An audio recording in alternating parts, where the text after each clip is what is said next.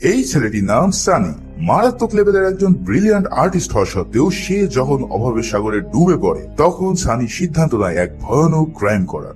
নিজ হাতের ডিজাইনের জাদুতে সে ভারতীয় 500 রুপির নোট হুবহু জাল করে ফেলে, আর এরপর একের পর এক নোট ছাপিয়ে সে হয়ে ওঠে দেশটির প্রধান আতঙ্ক।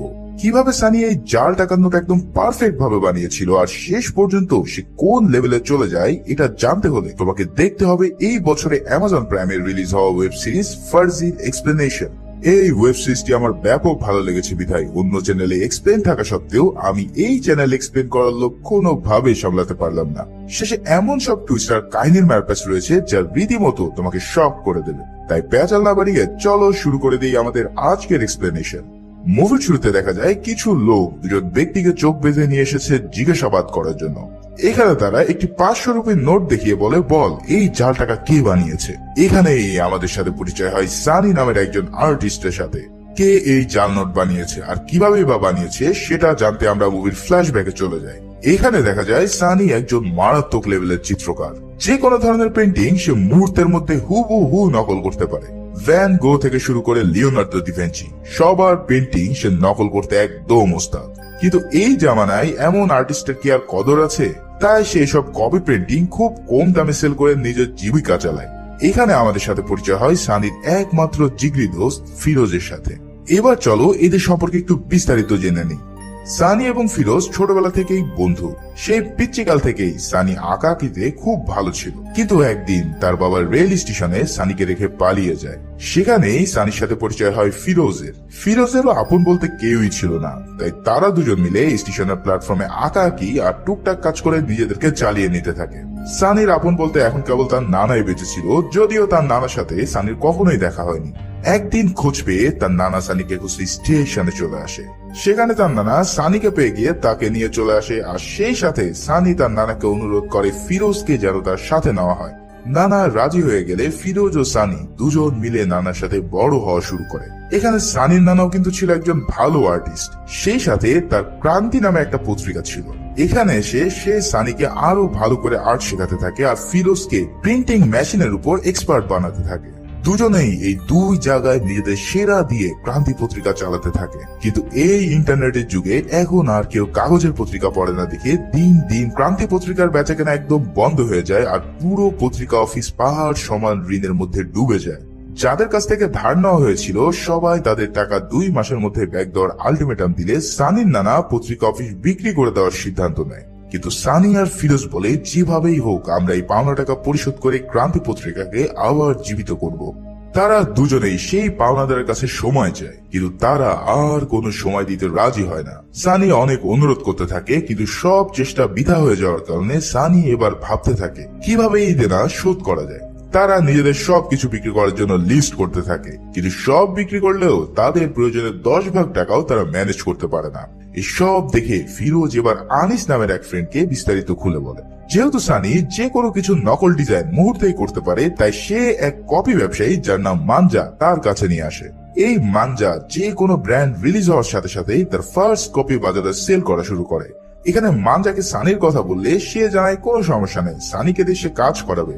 কিন্তু ওদিকে সানির মাথায় অন্য খেলা খেলতে থাকে। তার কথা হচ্ছে এইভাবে টাকা জোগাড় করতে করতে কয়েক বছর লেগে যাবে তাদের। তাই সে নিজ হাতে 500 রুপির ডিজাইন স্কেচ করে ফিরোজকে দেখিয়ে বলে, এই সব ছাড়, চল আমরা ডিরেক্ট টাকা বানানো শুরু করি। ফিরোজ এই ডিজাইন দেখে বলে, ভাই তোর কি মাথা খারাপ হয়ে গেছে? আমরা এই ঝামেলার জন্য ইল্লিগাল কাজে জড়িয়ে যাব, আর পুলিশ একবার যদি আমাদেরকে ধরতে পারে তাহলে আজীবনেও আমরা জেল থেকে বের হতে পারবো না। এছাড়া টাকা বানানো কি এত সোজা যে স্ক্যান করে প্রিন্ট করলাম আর হয়ে গেল? তখন সানি বলে, আরে এই নোট তো কোনো রক্তে মাংসের মানুষই বানিয়েছে, তাই না? দেখ আমি আর্ট ও ডিজাইন এক্সপার্ট, আর তুই প্রেস মেশিনে। তোর চেয়ে ভালো কাগজ কালি প্রেস মেশিনের কাজ এই অঞ্চলে আর কেউ করতে পারে না। তাই আমরা দুজন মিলে যদি ট্রাই করি নিশ্চিত এই ফেক নোট বানাতে পারবো। আর যা আমরা জানি না তার জন্য তো ইউটিউব রয়েছে। এই সব শুনে ফিরোজও কনভিন্স হয়ে যায়, আর তারা শুরু করে জাল টাকা বানানোর মিশন। ইতিমধ্যে সানি পুরো নোটের উপর রিসার্চ করে ফেলেছে। 2006 সালের নভেম্বর মাসে ভারত সরকার 500 ও 1000 টাকার নোট ডিমনিটাইজ করে এক নতুন 500 ও 2000 টাকার নোট বাজারে ছাড়ে। আগের নোটের চেয়ে এই নতুন ডিজাইনের নোটে তারা হিউজ ডিজাইনের পরিবর্তন করে এবং সিকিউরিটি ফিচার অ্যাড করে। ডিজাইনের মাঝখানে রয়েছে মহাত্মা গান্ধীর পেন্টিং পোর্ট্রেট, ডান দিকে সেম পোর্ট্রেটের ইলেকট্রোটাইপ ওয়াটারমার্ক।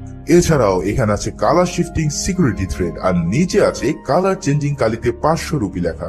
এর বাইরেও রয়েছে মাইক্রো লেটারের অসংখ্য ডিজাইন।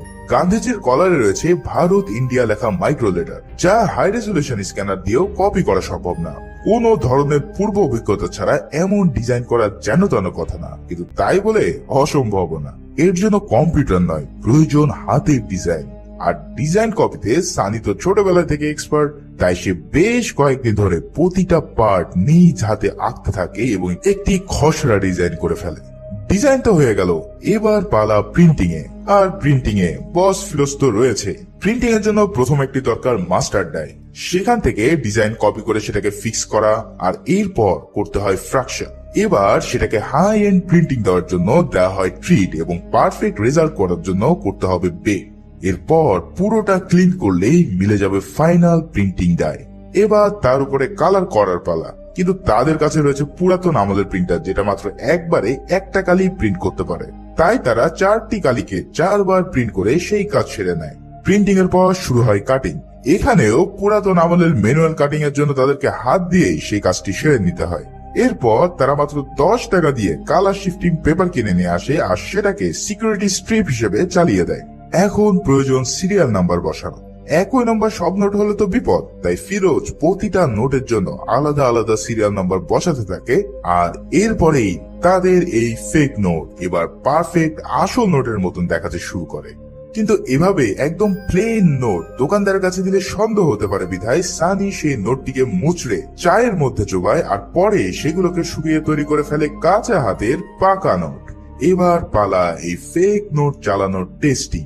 ফিরোজ একটি 500 রুপির নোট নিয়ে চলে যায় লিকুয়ার শপে বিয়ার কেনার জন্য, কিন্তু সেই দোকানদার এই নোটটি হাতে নিয়ে পরীক্ষা করতেই বুঝে ফেলে যে এটা একটা জাল নোট। ফলে সবাই মিলে তাদেরকে দৌড়ানি দিলে সানি ও ফিরোজ কোন রকম সেই যাত্রায় নিজেদেরকে বাঁচাতে সক্ষম হয়। প্রেসে ফিরে এসে তাদের বানানো সব নোট পোড়াতে থাকে, কিন্তু সানি ঠিকই বের করে ফেলে যে এই আসল নোট যতই পারফেক্ট ডিজাইনের হোক না কেন, তা যদি আসল নোটের মতন হাতে নিয়ে ফিল না হয় তাহলে কট খেয়ে যেতেই হবে।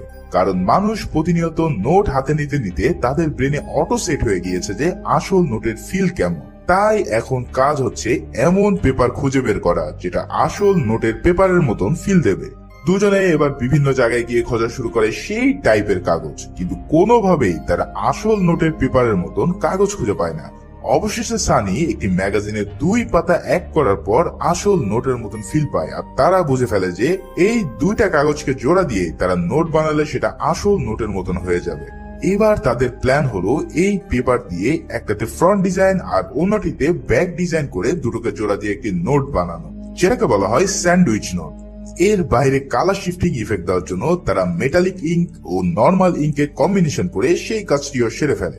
আর নোটটাকে কড়কড়ে করার জন্য এবার তারা ল্যাকার কোটিং ব্যবহার করে, ফলে এই নোটটি এবার হয়ে যায় একদম আসল নোটের মতন কড়কড়ে। একদম শেষে তাদের সেই চায়ে চোবানো ফর্মুলা ব্যবহার করে এই জাল নোট বানানোর ফর্মুলা শেষ করে। এই নতুন জাল টাকা নিয়ে আবারও দুজন হাজির হয়ে যায় অন্য একটি দোকানে সিকড়া কেনার জন্য। ভয়ে ভয়ে সানি নোটটি দোকানদারের কাছে দেয়, আর ফিরোজ পিছন থেকে তার হাত ধরে থাকে যাতে যে কোনো সময় এক টান দিয়ে সে ভেঙে যেতে পারে। কিন্তু এবার তাদের বানানো নোটটি দোকানদারকে ফাঁকি দিয়ে দেয়, আর ফেক নোটের বিনিময়ে তারা পেয়ে যায় 1 বোতল বিয়ার। এই অসামান্য সফলতার পর দুজনেই পুরাই থ হয়ে পাগলের মতন ড্যান্স করতে থাকে, আর অবশেষে তারা আসল উপায়ে নকল টাকা বানাতে সক্ষম হয়। মুভির সিন এবার শিফট হয় নেপালে। এখানে মাইকেল নামের একজন স্পেশাল পুলিশ ইন্সপেক্টরের সাথে আমাদের পরিচয় হয়, যে কিনা মনসুর দালাল নামের ইন্ডিয়ার সবচেয়ে বড় কাউন্টার ফিটিং মানে জাল টাকার হোতাকে ধরতে এসেছে। মনসুর এখানে একটি গোপন মিটিং এর জন্য আসলে মাইকেল তাকে নেপালি পুলিশের সহায়তায় ধরে ফেলে, কিন্তু দেখা যায় তাকে অ্যারেস্ট করে নিয়ে যাওয়ার সময় মনসুরের লোকজন তাদের উপর অ্যাটাক করে বসে এবং মনসুরকে পুলিশের হাত থেকে বাঁচিয়ে নেয়। এখানে মাইকেল 6 বছর ধরে মনসুরকে ধরার চেষ্টা করছিল, কিন্তু প্রতিবারেই সে ব্যর্থ হয়। এদিকে মুভির প্রথম সিনে সানি আর ফিরোজকে যে জেরা করছিল সে ছিল আসলে মনসুর দালাল। সে সানিকে বলে এই নোট কে বানিয়েছে আর তোদের মেন সাপ্লায়ার কে, কারণ পুরো ইন্ডিয়াতে তার ইজারা ছাড়া এই জাল নোটের ব্যবসা করা সম্ভব না। এখন কিভাবে মনসুর তাদের কেনই বা তারা ধরা পড়লো এইসব ধীরে ধীরে তোমরা জানতে পারবে। এরপর আমরা দেখতে পাই একটি সরকারি অফিসে মেঘা নামের একজন সফটওয়্যার ইঞ্জিনিয়ার ও কাউন্টারফিটিং এর রিসার্চারকে। এখানে মেঘা ধান রাক্ষস নামে একটি ডিভাইসের প্রেজেন্টেশন দিচ্ছিল। এই ধান রাক্ষস মেশিনটি যে কোনো ধরনের জাল নোট শনাক্ত করতে সক্ষম। মেঘা সেখানে উপস্থিত সবাইকে জানায় এটা যে কোনো ডিভাইস ইনস্টল করে ব্যাংক, শপিং মল বা মোবাইলে অনায়াসে ফেক নোট ধরে ফেলা যাবে। কিন্তু সেখানে উপস্থিত মিনিস্টার এসব কোনো কিছুতে ইন্টারেস্ট দেখায় না। অন্যদিকে মাইকেলও সেম সেমিনারে উপস্থিত হয় মিনিস্টারের সাথে দেখা করার জন্য। আসলে মাইকেলের একটি দক্ষ টিম ছিল এই কাউন্টারফিটিং চক্রকে ধরার জন্য, আর এই কারণে সে মিনিস্টারকে বারবার রিকোয়েস্ট করে একটি টিম দেওয়ার জন্য। কিন্তু মিনিস্টার বারবারই তাকে বলে যে এই জাল নোটের বাইরেও ভাই দেশে বহু ক্রাইম আছে, এমন ছোট ছোট কাজের জন্য সে টিম স্যাংশন করতে পারবে না। হতাশ হয়ে মাইকেল এবার অন্য একটি পথ বেছে নেয়। সে তার কাছে থাকা মিনিস্টার কিছু সেভি নোট পিকচার মিনিস্টারকেই পাঠিয়ে ব্ল্যাকমেল করা শুরু করে। মিনিস্টার অবশেষে বাধ্য হয়ে একটি নতুন ও এক্সপার্ট টিম স্যাংশন করে এই কাউন্টারফিটিং কে দমানোর জন্য। অন্যদিকে দেখা যায় সানি ও ফিরোজ মিলে যে জাল নোট বানিয়েছিল সেটা তার বন্ধু আনিসকে দেখায়। আনিস এই নোট দেখে পুরাই টাচকি খেয়ে যায় আর বলে, আরে কি জিনিস পয়দা করছো বন্ধু, এ তো বোঝাই যাচ্ছে না আসল নাকি নকল। এবার সে একটি পার্টির খোঁজ দেয় যে কিনা এলাকায় ফেক নোটের সাপ্লায়ার। ওখানে সানি আর ফিরোজ উপস্থিত হয় তাদের সাথে ডিল করার জন্য। প্রথমে ডিলার এই নোট দেখে খুব একটা পাত্তা দেয় না, কিন্তু পরে সানি দুটো 500 টাকার নোটের সাথে ওই জাল টাকা মিশিয়ে দিয়ে তাকে জাল নোট খুঁজতে বলে। কিন্তু বেচারা কোনোভাবে কোনটা জাল নোট তা বের করতে পারে না। সানিতে এমন কনফিডেন্ট দেখে ডিলার প্রতি 500 টাকার নোটের জন্য 150 রুপি রিয়াল মানি অফার করে আর বলে তার 2 কোটি রুপি সাপ্লাই লাগবে নেক্সট 2 সপ্তাহের মধ্যে। এত বড় অর্ডার পেয়ে সানি সাথে সাথে রাজি হয়ে যায় আর ডিল ফাইনাল করে ফেলে। এখানে ডিলার সানির নাম জানতে চাইলে সানি নিজেকে আর্টিস্ট বলে পরিচয় দেয়। ডিল তো হয়ে গেল, কিন্তু এত নোট 2 সপ্তাহের মধ্যে কিভাবে তৈরি করবে তারা? এর জন্য তাদের প্রয়োজন আরো প্রিন্টিং মেশিন ও জনবল। আর কোনো উপায় না পেয়ে সানি ও ফিরোজ তাদের প্রেসের অনেক পুরাতন ও বিশ্বস্ত কর্মচারী ইয়াসির চাচাকে পুরো প্ল্যান বলে। চাচা তো পুরো এসব শুনে রেগে ফেটে পড়ে, কারণ তার নানা যদি জানতে পারে তারা এমন কাজ করছে তাহলে আজীবনের জন্য তাদেরকে ত্যাগ করবে। কিন্তু সানি তার আর্টের কারিশমা দেখালে চাচা নিজেও বুঝতে পারে না যে এই নোট নকল হয় কি করে। পরের সানি চাচাকে ভূগোল পড়াতে সক্ষম হলে সে জানায় এত প্রিন্টিং এর জন্য তাদের আরো 2টা অটোমেটিক মেশিনের দরকার। এছাড়া এই ক্রান্তি পত্রিকার অফিসে যদি তাদের কাজ করতে হয় তাহলে পুরো রাতের বেলায় সবার আড়ালে এই কাজটি করতে হবে। কিন্তু এত সব মেশিনারি কেনার জন্য তাদের প্রায় 10 লাখ টাকার মতন ক্যাশ প্রয়োজন। এই টাকা ম্যানেজ করার জন্য সানি আর ফিরোজ আবারও সেই লোন পার্টির কাছে যায় যার কাছ থেকে ইতিমধ্যে ক্রান্তি পত্রিকা টাকা ধার নিয়ে রেখেছে। সেখানে সানি তাদের কাছ থেকে হাই ইন্টারেস্টে 10 লাখ টাকা চায় এবং 2 সপ্তাহের মধ্যে ফেরত দেওয়ার কথা বলে সেখান থেকে টাকা ম্যানেজ করতে সক্ষম হয়। এই টাকা পাওয়ার পর শুরু হয় তাদের বড় স্কেলে জাল নোট বানানোর মিশন। বড় বড় প্রিন্টিং মেশিন তো তারা কিনে আনতে পারে, কিন্তু মেইন সমস্যা হলো পেপার। আর এই নোট বানানোর জন্য যে পেপার লাগবে সেটা হবে 45 GSM এর।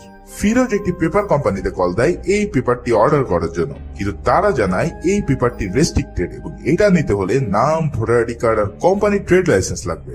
এখন যেহেতু তাদের কাছে সবকিছু নেই, তাই একটা উপায় তাদের হাতে আছে, আর তা হলো ওই পেপারের কোম্পানিতে ডাকাতি করা। এই ডাকাতি করার জন্য ফিরোজ তার ক্লোজ বন্ধু আনিসের সহায়তা নেয় আর আনিসও তার গ্যাং নিয়ে পুরো পেপার হাউসের রেড দেয়। এরপর তারা 45 GSM এর পেপার খুঁজতে থাকে আর অবশেষে পেয়েও যায়। কিন্তু সানি বুদ্ধি করে অন্য সব GSM এর কাগজগুলো চুরি করে নেয় যাতে তারা বুঝতে না পারে এই চুরির সাথে জাল নোট ছাপানোর কোনো লোক জড়িত। এবার তারা শুরু করে বিগ স্কেলে টাকা ছাপানো। এখন তাদের হাতে রয়েছে আধুনিক সব মেশিন, তাই দ্রুতই তাদের প্রথম ডেলিভারি 2 কোটি টাকা তারা ছাপাতে সক্ষম হয় আর সেটা ডেলিভারি দিয়ে পাওনা আসল টাকা নিয়ে নেয়। এদের কাজ দেখে ওই ডিলার এখন থেকে রেগুলার অর্ডার দেওয়া শুরু করে আর সানিরাও পুরো রাত এক করে হাজার হাজার ফেক নোট তৈরি করতে ব্যস্ত হয়ে পড়ে। তাদের সকল চাহিদা মিটে যাওয়ার পর ওই ফেক নোট দিয়েই তারা সেই পাওনাদারের টাকা পরিশোধ করে দিয়ে ক্রান্তি পত্রিকার অফিসের দলিল তার নানার কাছে ফেরত নিয়ে আসে।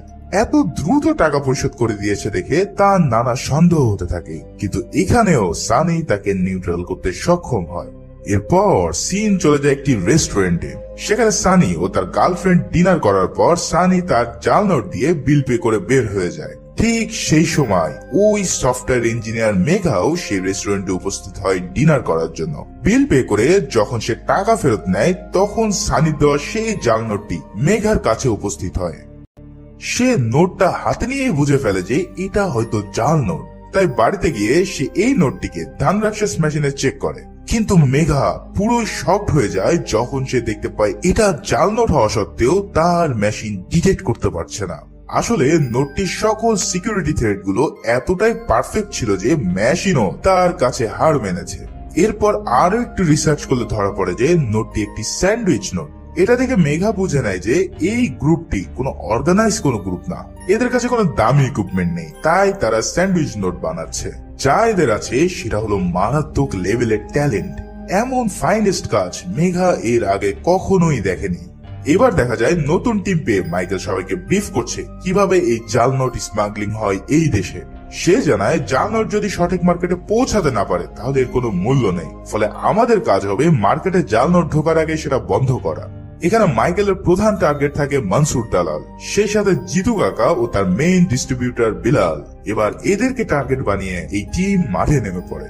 অন্যদিকে মেঘা দেখতে পায় এই নতুন ডিভাইস নিয়ে সরকার কোনো রকম মাথা ঘামাচ্ছে না, তাই মেঘা ফ্রাস্ট্রেটেড হয়ে মাইকেলকে মেল করে তার ডিপার্টমেন্টে জয়েন করার জন্য। মাইকেলও তার ট্যালেন্ট দেখে মেঘাকে টিমে নিয়ে নেয়। এদিকে সানিদের কাছে এবার এক বিশাল অর্ডার আসে পাশের স্টেটের একজন এমএলএ এর কাছ থেকে। এই জাল টাকা দিয়ে সে নির্বাচনের কাজ চালাবে, তাই ডিলারের মাধ্যমে সে আর্টিস্টকে নক দেয়। সামনাসামনি দেখা করে তাকে 20 কোটি রুপি জাল নোট বানানোর অর্ডার দিয়ে বসে। কিন্তু এখানে এই ডেলিভারি তাদের নিজেদেরকেই করতে হবে সুরাটে গিয়ে। এই কথা শুনে সানি রাজি হয় না, কিন্তু কি আর করা, কাঁচা টাকার লোক তো আর চাইলেই ফেলা যায় না। এবার এত বড় অর্ডারের জন্য ইয়াসির চাচার কাছে আসলে সে বলে আমাদের কাছে এত নোট ছাপানোর জন্য পেপার নেই, তাই সেই 45 GSM এর পেপার তাদের এখন খুব প্রয়োজন। এখন বারবার তো আর ডাকাতি করা যায় না, তাই না? তাই এবার তারা একজন মৃতপ্রায় লোককে ধরে নিয়ে এসে তার নামে কোম্পানির রেজিস্ট্রেশন করে এবং লিগ্যাল ভাবে পেপার কিনে কাজ শুরু করে দেয়। ওদিকে দেখা যায় মেঘা এই অফিসে জয়েন করেছে ঠিকই, কিন্তু তার হাতে কোনো কাজ নেই। এবার মেঘা সানির বানানো নোটটি মাইকেলকে দেখিয়ে বলে, স্যার এই নোটটি যে বানিয়েছে সে একজন টপ নচ আর্টিস্ট, তার কাছে যদি ভালো কোনো প্রিন্টিং টেক থাকে তাহলে সে আমাদের জন্য হুমকি হতে পারে। কিন্তু মাইকেল বিষয়টাকে খুব একটা গুরুত্ব দেয় না, তার কথা আগে মনসুরকে ধরতে হবে। কিন্তু এসব শুনেও মেঘা দমে যায় না। সে ওই রেস্টুরেন্টের চারিপাশে যত প্রিন্টিং কারখানা আছে তার লিস্ট বের করে নিজ উদ্যোগে একটি রেড পরিচালনা করে মাইকেলের কোনো পারমিশন ছাড়াই। বিভিন্ন প্রেস খুঁজতে খুঁজতে সে এসে পড়ে সানিদের প্রেসে। সানিরা তখন প্রেসের মধ্যে টাকা ছাপানোর কাজে ব্যস্ত ছিল। বাইরে পুলিশ দেখে ইয়াসির চাচা কোন রকম তাদেরকে দেরি করাতে থাকে, আর ভিতরে সানি ও ফিরোজ মিলে পুরো প্রেস ক্লিনিং এর কাজ করতে থাকে। কিন্তু চাচা বেশিক্ষণ তাদেরকে আটকে রাখতে পারে না, আর মেঘা ফোর্স নিয়ে চেকিং এর জন্য ভিতরে ঢুকে পড়ে। তারা প্রায় ধরা পড়েই যাবে, ঠিক সেই সময় মাইকেল মেঘাকে কল দিয়ে ঝাড়ি দিতে থাকে যে তাকে না জানি এমন স্টুপিড রেড দেওয়ার জন্য। মেঘাও আর কোনো চেক না করে দ্রুত অফিসের দিকে রওনা দিলে একটুর জন্য আর্টিস্ট বেঁচে যায়। এবার নোট ছাপানো হয়ে গেলে ফিরোজ আর সানি একটি গাড়ি নিয়ে বের হয়ে পড়ে সুরাটের উদ্দেশ্যে। পথের মধ্যে তাদের গাড়িতে পুলিশ রেড দিয়ে বসে, কিন্তু আগে থেকেই সানি প্ল্যান করে কিছু মদের বোতল গাড়িতে রেখে দেয় যাতে পুলিশ মদের বোতল দেখে ওটা নিয়েই ক্যাচাল করে। হয়ও ঠিক তাই, বিদেশি মদের বোতল ক্যারি করার জন্য তাদের কাছে 30,000 টাকা নিয়ে পুলিশ ছেড়ে দেয়, আর তারাও হাসতে খেলতে জাল নোট ক্লায়েন্টের কাছে পৌঁছে দেয়। এমন সফলতার পর তারা আনন্দে পার্টি করতে থাকে, কিন্তু এই আনন্দ কিছুক্ষণের মধ্যেই বিলীন হয়ে যায় যখন তারা দেখতে পায় তাদের নানা ইতিমধ্যে এই কুকর্ম জেনে গিয়েছে। তার নানা প্রচুর কষ্ট পায় এবং রাগ করে সানি ও ফিরোজকে এই ক্রান্তি প্রেস থেকে বের করে দেয়। এখান থেকে বের হয়ে গিয়ে সানি আবারও তার আগের সে আর্ট কপির কাজে নেমে পড়ে। সেখানে ইয়াসির চাচা তার সাথে দেখা করতে আসলে সানি জানায় কেন যেন তার মধ্যে এখনো এইসব কুকর্মের জন্য গিল্ট ফিল হচ্ছে না। আসলে টাকার লোভ তাকে এমন ভাবে ধরে বসেছে যে ভালো মন্দের পার্থক্য সানি প্রায় ভুলতে বসেছে। এরপর সানি একদিন নিউজ পায় যে তার নানাকে হুট করে পাওয়া যাচ্ছে না।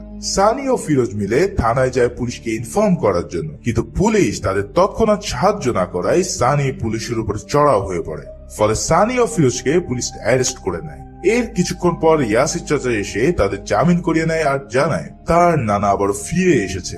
আসলে ইদানিং তার নানা সবকিছু ভুলে যাওয়ার রোগ হয়েছে, ফলে কিছুদিন আগে তাদের কুকর্মের কথাও সে ভুলে যায় আর সানিকে দেখে সে অনেক খুশি হয়। এই সুযোগে সানিও পণ করে বসে যে এই সব ধান্দাবাজি ছেড়ে সে আগের কাজে মন দেবে। তাই সানি ও ফিরোজ আবারও তাদের ক্রান্তি পত্রিকায় কাজ করা শুরু করে দেয়। এদিকে মেঘার আবিষ্কার করা ধানরাক্ষস ডিভাইসটি অবশেষে মিনিস্ট্রি অ্যাপ্রুভাল পায় এবং সেটা পুরো দেশের ব্যাংক, ক্যাশ মেশিন, দোকানে ইনস্টল করার নির্দেশ দেয়। এর প্রভাবে দেশের বিভিন্ন অঞ্চল থেকে জাল নোট ধরা পড়া নিউজ আসতে থাকে। একই সিন্ডিকেটের প্রধানরাও পুলিশের হাতে ধরা পড়া শুরু করে। এমন সাফল্য দেখে সবাই আনন্দিত হয় আর ভাবে যাক, অবশেষে এই কাউন্টারফিটিং চক্রকে তারা থামাতে সক্ষম হলো। এরপর সিন চলে যায় দুবাইয়ের মনসুর দালালের কাছে। বেচারার পুরো ধান্দা ইতিমধ্যে বন্ধ হয়ে যাওয়ার জোগাড় এই ধানরাক্ষস মেশিনের জন্য। কোন পার্টি এখন তার এই বানানো জাল নোট নিতে চাইছে না। কিন্তু তখনই জিতু কাকা সানির বানানো 500 রুপির নোট তাকে দেখিয়ে বলে, দেখো, আর্টিস্ট নামের একটি ছেলে এই নোটটি বানিয়েছে যেটা এই মেশিনও ডিটেক্ট করতে পারবে না। এটা দেখে মনসুর তো পুরাই টাসকি খেয়ে যায় আর বলে, এই আর্টিস্টকে তো আমার চাই। তাই পরের দিনই তার টিমকে পাঠিয়ে দেয় সানি ও ফিরোজকে ধরে নিয়ে আসার জন্য।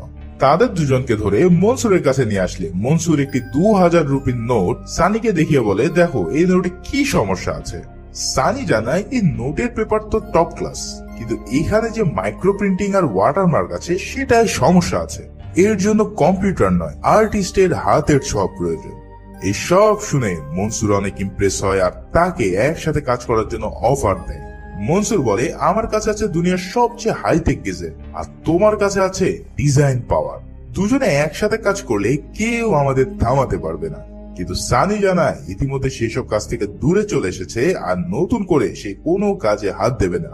কিন্তু মনসুর তাকে হুমকি ধামকি ও টাকার লোভ দেখালে সানি ও ফিরোজ রাজি হতে বাধ্য হয়। এবার শুরু হয় তাদের 2000 রুপির নোট ডিজাইনের মিশন। এখানে সানি জানায় এই 2000 রুপির নোটে যে ডিজাইন রয়েছে সেটা পুরোই অন্য লেভেলের। এর ডিজাইন ডিটেলিং এর পাশাপাশি 17টি আলাদা টাইপ ফেস রয়েছে, যেটা নকল করা এক প্রকার অসম্ভব। কিন্তু আর্টিস্ট বলে কথা, সানি দিন রাত এক করে ডিজাইন করতে থাকে আর ফিরোজ নতুন সব প্রেস মেশিন থেকে সেগুলো অপারেট করা শুরু করে।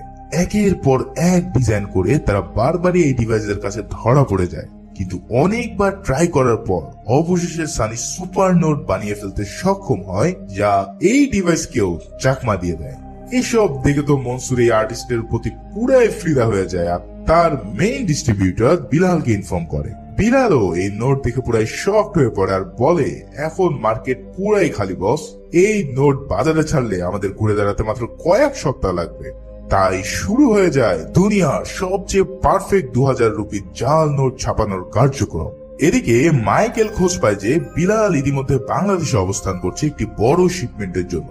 তাই সবাই রেডি হয়ে যায় বাংলাদেশের বর্ডারে গিয়ে তাকে অ্যারেস্ট করার উদ্দেশ্যে। কিন্তু এমন ওভারসিজ মিশনের জন্য মিনিস্টার তাকে কোনো রকম হেল্প করতে পারবে না বলে জানিয়ে দেয়।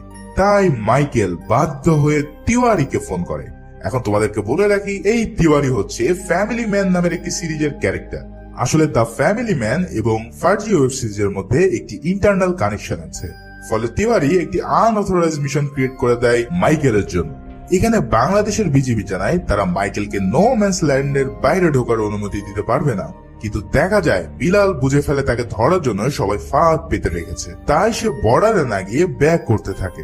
এটা বুঝে ফেলে মাইকেল বিজিবির অর্ডার অমান্য করে তার মিশন স্টার্ট করে দেয় আর অনেক খড়িকাঠি পুড়িয়ে বিলালকে ধরতে সক্ষম হয়।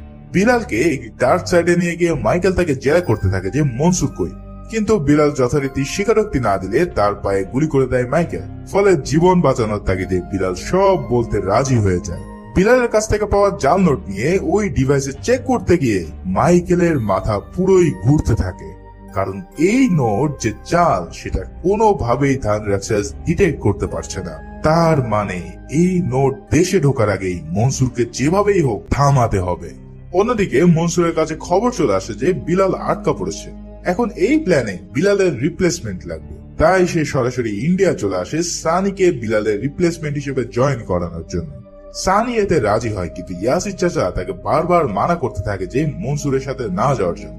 এখানে সানিকে অনেক উগ্র দেখায়, কারণ টাকার লোভ এখন তার পা থেকে মাথা পর্যন্ত জমে গিয়েছে। যেহেতু তাকে বড় পদে অ্যাপয়েন্ট করা হয়েছে, তাই সানি এবার মেঘাকে টার্গেট করে, কারণ মেঘার সাথে ভাব জমাতে পারলে সে এই কাউন্টার ফিটিং টিমের সকল ইনফরমেশন আগে ভাগে পেয়ে যাবে। কয়েকদিন মেঘার সাথে কথা বলে সানি তাকে পটিয়ে ফেলে। মেঘার একটি থাকার জন্য বাড়ির প্রয়োজন ছিল, তাই সানি তাকে সুন্দর একটি বাসা খুঁজে দেয়। সেখানে সানি একটি জরুরি কল করার জন্য মেঘার ফোন ইউজ করতে চায়। মেঘা তার ফোন সানিকে দিলে সানি সেখানে ম্যালওয়্যার ইনস্টল করে দেয়, যাতে এখন থেকে সে মেঘার ফোনে যত কল রেকর্ড, SMS বা ছবি থাকবে সবকিছুর অ্যাক্সেস নিতে পারে।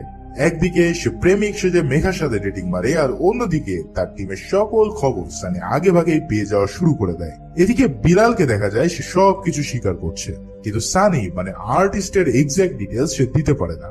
তখন বিলাল তার এক ক্লোজ চামচাকে গুপ্তচর বানায়, যাতে মনসুরের ওখানে কি হচ্ছে সেটা যেন মাইকেলকে সে দিতে পারে। এভাবে বিলাল একটা মেসেজ পায়, আর সেখানে বলা হয় এবার 12,000 কোটি টাকার এক বিশাল বড় জাল নোট ইন্ডিয়াতে আসতে চলেছে।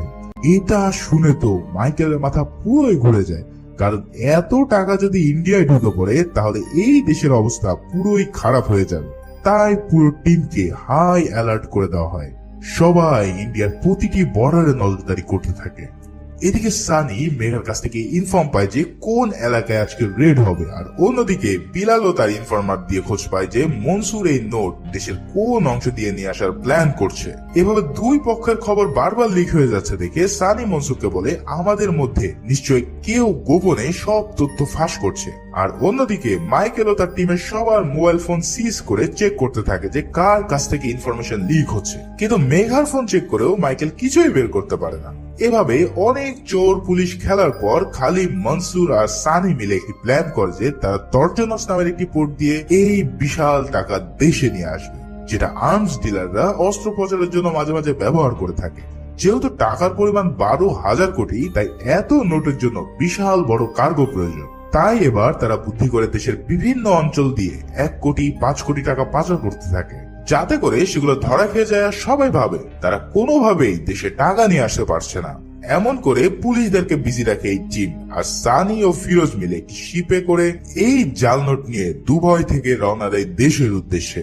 কিন্তু পোর্টে নোঙ্গর করার আগেই তারা জেনে যায় যে এখানেও পুলিশ চেকিং করছে, ফলে এদিকে ঢোকার পথও বন্ধ হয়ে আছে। তাই অনেক বুদ্ধি করে তারা একটি প্ল্যান করে ফেলে। প্রথমে তারা এই পুরো টাকার কন্টেনারে একটি জিপিএস সেট করে তা মাঝ সমুদ্রে ফেলে দেয়, আর খালি জাহাজ পাঠিয়ে দেয় মুম্বাইয়ের সি পোর্টের দিকে। পুরো দেশ যখন এই ভৌতিক জাহাজ নিয়ে ব্যস্ত, তখন অন্য একটি টিম পানি থেকে সেই কন্টেনার তুলে আনে, আর অবশেষে পুরো 12,000 কোটি টাকা অক্ষত অবস্থায় মনসুরের গোডাউনে নিয়ে আসতে তারা সক্ষম হয়। এই অভাবনীয় সফলতার পর সানি ও ফিরোজ তাদের ল্যাভিশ জীবনযাপন করতে থাকে। মদ, পার্টি এসব করে তাদের দিন ভালোই কাটছিল। এদিকে সানির মনে হয় যে যেহেতু সব কাজ শেষ, তাই সে মেঘার ফোন থেকে ওই ম্যালওয়্যারটি ডিলিট করে দেয়। এখানে মেঘা সানিকে কিছু জাল নোটের কালেকশন দেখায়। সেখানে পৃথিবীর সব ভয়ানক জাল নোট দেখিয়ে মেঘা বলে এরা যতই এক্সপার্ট হোক না কেন একদিন না একদিন ধরা পড়েই যায়, কারণ আর্টিস্ট সবসময় তার নিজের আইডেন্টিটি এই আর্টের মধ্যে লুকিয়ে রাখে, আর এটাই তাদের মেইন উইকনেস। এখানে সানির তৈরি 500 রুপির নোট দেখিয়ে মেঘা বলে যে এটা আমার সবচেয়ে ফেভারিট একটি কাজ। তখন সানি মনে মনে আরো বেশি ইন্সপায়ার্ড হয়ে পড়ে।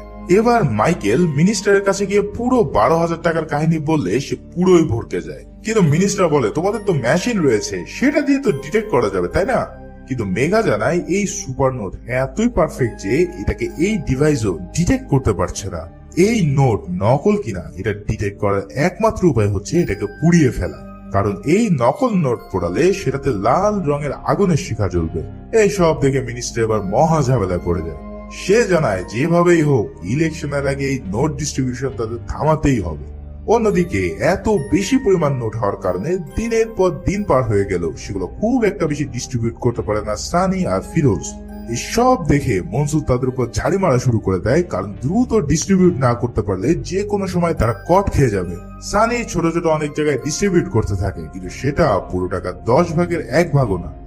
এদিকে মেঘা একদিন সব নোট ভালো করে পরীক্ষা করে জানতে পারে যে সেই আগের 500 রুপি আর এবারে 2000 রুপি সুপার নোট সেম একজন ডিজাইন করেছে। সে ভালো করে পরীক্ষা করে দেখেছে যে দুটো নোটেই খুব সূক্ষ্মভাবে ইংরেজি হরফে এস লেখা রয়েছে, যেটা এই আর্টিস্টের একটি সিগনেচার মার্ক। তার মানে অনেক আগেই যাকে ছোট জাল নোট বানানোর জন্য টিম ইগনোর করেছিল, এবার সেই 12,000 কোটি টাকার কারসাজি করছে। এখানে মেঘা আরো জানায় এই 500 রুপির নোট কিছুদিন আগে সুরাটের এক এমএলএর বাড়িতে রেড দিয়ে পাওয়া গিয়েছে। যদি তাকে জিজ্ঞাসা করা যায় তাহলে হয়তো এই মেন হোতাকে আমরা পেয়ে যাব। এই সব শুনে মাইকেল সোজা চলে যায় সুরাটের এমএলএর কাছে। সেখানে গিয়ে মাইকেল তাকে জাল নোটের মামলা থেকে রেহাই দেওয়ার অফার দেয়। বিনিময়ে সে ওই নোটের কারিগরের হদিস চায়। এমএলএ রাজি হয়ে যায়, কিন্তু এই মামলা খারিজ করার জন্য মন্ত্রী পরিষদের হাত লাগবে। কিন্তু মিনিস্টার তো আর এটা সোজা আঙ্গুলে করবে না। তাই মাইকেল বুদ্ধি করে মিডিয়াকে এই 12,000 কোটি টাকার জাল নোটের খবর লিক করে দেয়। ফলে মিনিস্টার এবার ব্যাপক গ্যাড়াগোলে পড়ে যায় আর বাধ্য হয় সুরাটের এমএলএ কে মামলা থেকে খারিজ করে দেওয়ার জন্য। বিনিময়ে সে আর্টিস্টকে জীবিত অ্যারেস্ট করতে চায়। এখন সুরাটের এমএলএ তো মহা খুশি, তাই সে ওই ডিলারকে কল দিয়ে বলে আর্টিস্টের সাথে কানেক্ট করে দিতে, কারণ বিশাল এক অর্ডার আছে। ডিলার ফিরোজকে অর্ডার দেয় এবং বলে এই ডেলিভারি স্বয়ং আর্টিস্টের উপস্থিতিতে করতে হবে। এই সব শুনে সানি সাথে সাথে না করে দেয়, কারণ ইতিমধ্যেই তার কেন জানি সন্দেহ হচ্ছে। কিন্তু ফিরোজ নাছোড়বান্দা, এমনিতে তাদের গোডাউনে এখনো অনেক নোট পড়ে আছে, তাই সে এই ডিল করেই ছাড়বে। বন্ধুত্বের খাতিরে সানিকেও বাধ্য হতে হয় এই ডিল ফাইনাল করার জন্য। ফিরোজ কি আর জানে তাদের কপালে কি ঘটতে যাচ্ছে সামনে। এবার পুরো ইউনিট এক বিশাল জাল সেট করে তাদেরকে ধরার জন্য। তাদের এই টাকা ডেলিভারি করার কথা একটি শপিং মলে। সেখানে মাইকেলের টিম আগে থেকে পুরো প্রস্তুতি সেরে ফেলে। প্ল্যান হয় মেঘা যাবে ডিল করার নকল টাকা নিয়ে আসতে, আর বাকিরা সবাই তাদেরকে ক্যাচ করবে। কিন্তু তারাও তো আর জানে না যে এই মেঘার আশিকি হলো সেই আর্টিস্ট। সানি আর ফিরোজ এক গাড়ি ভর্তি নোট নিয়ে হাজির হয় শপিং মলের বেসমেন্টে। সেখানে দুজন দুদিকে অবস্থান নেয় আর ফোন দিয়ে এমএলএ কে জানায় তারা এসে পড়েছে। পুরো টিম রেড অ্যালার্ট হয়ে বেসমেন্টের দিকে রওনা দেয়। কিন্তু মেঘা যখন সানির গাড়ির সামনে চলে আসে তখনই সানি বুঝে ফেলে তারা ফাইনাল ট্র্যাপে পড়েছে এবং এবার বাঁচার কোনো উপায় নেই। সাথে সাথে সানি তার ক্যাপ পরে নেয়, ফলে মেঘা দূর থেকে তার ফেস আর দেখতে পায় না। এরপর সানি ফিরোজকে কট খাওয়ার কথা বলে তারা দুজনেই সেখান থেকে পালিয়ে যাওয়া শুরু করে। যথারীতি মাইকেলের টিমও তাদের পিছু নেয়। একসময় সানি ও ফিরোজ ফেসে গেলে তারা ড্রেস চেঞ্জ করে একটি ক্লিনিং সার্ভিসের ম্যান হিসেবে রূপ নেয়। সেখানে মাইকেল তাদেরকে আটক করে তাদের কোম্পানির কার্ড দেখতে চায়। আগে থেকে সব সেট করা ছিল বলে সানিও তাদেরকে কার্ড দেখায়, কিন্তু তাদেরকে সন্দেহ করে আরো জেরা করতে চাইলে সানি গাড়ি নিয়ে মাইকেলকে ধাক্কা দিয়ে বের হয়ে চলে যায়। এবার তারা দুজন মেন রোডে চলে আসে ধাওয়া খেতে খেতে। কিছু দূর যাওয়ার পর জ্যামে তাদের গাড়ি আটকা পড়ে। এক পর্যায়ে জ্যাম ছেড়ে দিলে তারা দেখতে পায় চারিদিক থেকে পুলিশ তাদেরকে প্রায় আটক করে ফেলেছে। ঠিক সেই সময় সানি বুদ্ধি করে ফিরোজকে বলে সব নোটগুলো বাইরে উড়িয়ে দিতে। কচকচে 2,000 টাকার নোট ফিরোজ বাতাসে উড়িয়ে দিলে সাধারণ আমজনতা তাদের গাড়ি থামিয়ে এই নোট কোড়াতে শুরু করে। আর এই সুযোগে সানি ও ফিরোজ সেখান থেকে চম্পট দিতে সক্ষম হয়। এমন বড় ধামাকা হওয়ার পর মিনিস্টার পুরাই ফ্রাস্ট্রেটেড হয়ে পড়ে আর মাইকেলকে বলে এই নাটক দ্রুত বন্ধ করতে। মাইকেল এবার পুরো নিউজ মিডিয়াতে মনসুরের ডিটেলস ফাঁস করে দেয়, আর এটা দেখে মনসুর পুরাই পাগলা হয়ে পড়ে। এছাড়াও মাইকেল একজন স্কেচ আর্টিস্টকে ডেকে নিয়ে আসে সানির ছবি বানানোর জন্য, কিন্তু সেটাতেও খুব একটা কাজ হয় না। পরে তার টিম ঝাপসা সিসিটিভি ফুটেজ থেকে আর্টিস্টের ছবি ডিকোড করতে থাকে। অন্যদিকে মনসুর তার গ্যাংকে অর্ডার দেয়, যেহেতু সানি তাদের ব্যাপারে সব জানে তাই তাদেরকে এখনই খতম করে দিতে হবে। এই ইন্টেল পাওয়ার পর মনসুরের টিম সানিকে ফোন দেয় আর বলে মনসুর ভাই তোদেরকে সেফ হাউসে নিয়ে যেতে বলেছে। এই সব শুনে সানি ও ফিরোজ তাদের সাথে দেখা করে আর সেফ হাউসের দিকে রওনা দেয়। কিন্তু সেইখানে যাওয়ার পর দুজনেই জানতে পারে যে তাদের এখানে ডাকা হয়েছে খতম করার জন্য। জিতু কাকারা তাকে খালাস করতেই যাবে, ঠিক সেই সময় আনিস তার মোটরসাইকেল গ্যাং নিয়ে হাজির হয় আর সানি ও ফিরোজকে রেস্কিউ করে নিয়ে আসতে সক্ষম হয়। এইসবে ফ্রাস্ট্রেটেড হয়ে মনসুর এবার সানির ক্রান্তি পত্রিকার অফিসে আগুন লাগিয়ে দেয় আর সেখানেই তার নানাকে জ্যান্ত পুড়িয়ে মারে। ফিরোজ ও সানি এলাকা ছেড়ে নেওয়ার প্রস্তুতি নিচ্ছিল, কিন্তু তখনই এই নিউজ পেয়ে সানি ফিরোজকে রেল স্টেশনে চলে যেতে বলে আর জানায় আমি একটা ছোট্ট কাজ করে সময় মতোই ফিরে আসছি। এই বলে সানি সোজা চলে যায় সেই জাল নোট রাখার গোডাউনে। সেখানে সানি উপস্থিত হয়ে একের পর এক সব মনসুরের চেলাদের মেরে ফেলে আর জিতু কাকাকে দিয়ে নোট রাখার ভল্ট খুলে ফেলে। এবার সানি লাইভ ভিডিওতে কল দেয় মনসুরকে আর বলে সবই ঠিক ছিল, কিন্তু আমার নিরপরাধ নানাকে মারা ঠিক ছিল না। এই বলে সানি সেই নোটগুলোতে পেট্রোল ঢেলে দেয় আর মনসুরের সামনে পুরো নোটের পাহাড়ে আগুন ধরিয়ে দেয়। মনসুর এই দৃশ্য দেখে পাগলের মতন প্রলাপ করতে থাকে। চোখের সামনে তার সাম্রাজ্য চলছে আর অন্যদিকে সানির ফেসও ইতিমধ্যে ডিকোড হয়ে গিয়েছে। সেই সাথে ফিরোজ তার জন্য অপেক্ষা করছে স্টেশনে। কি হতে চলেছে এরপর? মনসুর কি তাকে ছেড়ে দেবে, কিংবা মেঘাই বা তার ফেস দেখার পরে কেমন রিয়াক্ট করবে? এই সব মিস্ট্রি ঝুলিয়ে রেখে এই ওয়েব সিরিজের সিজন 1 এখানেই শেষ হয়। এই বছরের শেষের দিকে এই সিরিজের দ্বিতীয় সিজনে মিলবে এই সব প্রশ্নের উত্তর, আর তখন আমিও হাজির হব তার এক্সপ্লেনেশন নিয়ে। এই ওয়েব সিরিজের এক্সপ্লেনেশন কেমন লাগলো তা জানাতে ভুলো না।